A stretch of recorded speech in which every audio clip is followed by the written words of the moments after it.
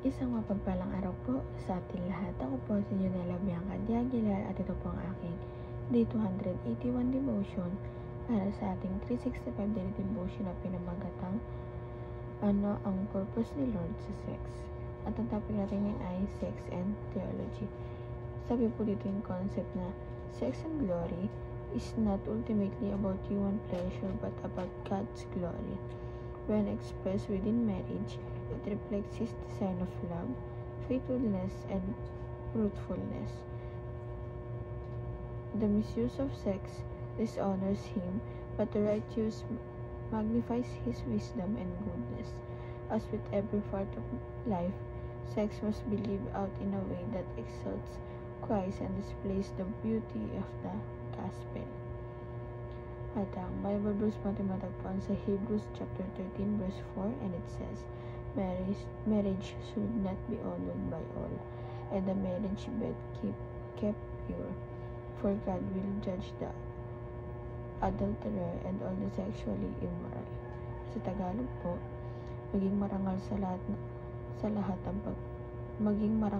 ng pag-aasawa at huwag dungisan ang higaan, sapagkat ang mga nakikiapid at ang mga ngalunya ay hatulan ng Diyos.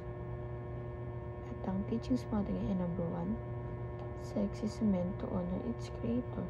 Ito po, hindi lang siya by pleasure, hindi lang siya all about pleasure ng mag-asawa, kundi kailangan sa ganitong bagay, kailangan in-honor pa rin yung creator natin, which is ang Panginoon ang gumawa sa atin. Diba?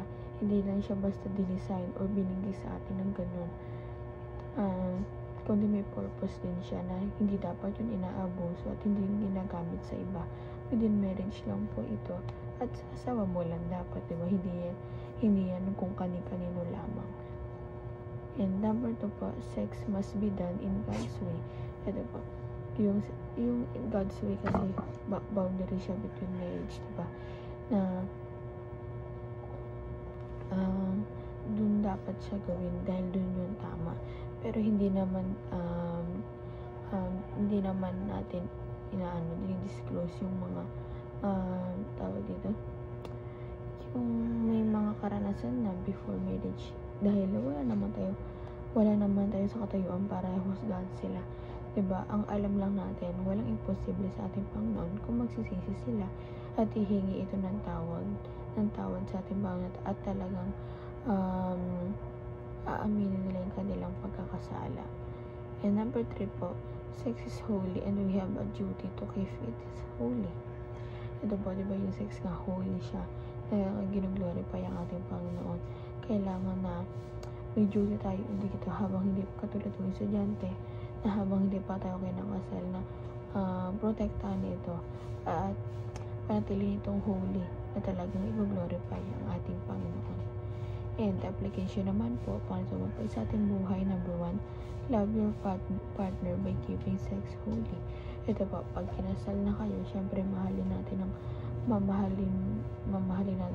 ng buong puso ang ating mapapangasawa. Talaga magiging faithful tayo sa kanya at magiging honest tayo sa kanya. Dahil di ba pag kinasal, talaga nanumpa tayo sa harapan ng altar, sa harapan mismo ng ating Panginoon. Kaya kailangan mahalin natin sila at ikip natin yung sex na holy. And number 2 po, learn not the hard way but God's way. Ito po, matuto tayo ng hindi natin pinapahirapan yung ating sarili. Kasi nga tayo mga tao, may manual din tayo, which is yung Bible. Pag binasa natin yun, may kaalaman na tayo. Ibig sabihin, malawak na yung kaalaman natin, malawak na yung pag-iisip natin in biblical way. Kaya sabi nito, learn not the hard way but the God's way. So, matuto tayo na in a God's way, which is yung Bible. Yun yung gawin nating guide sa pang-araw-araw, na yun naman talaga yung purpose na maging guide natin sa pang-araw-araw nating buhay. Yun yung maging manual natin.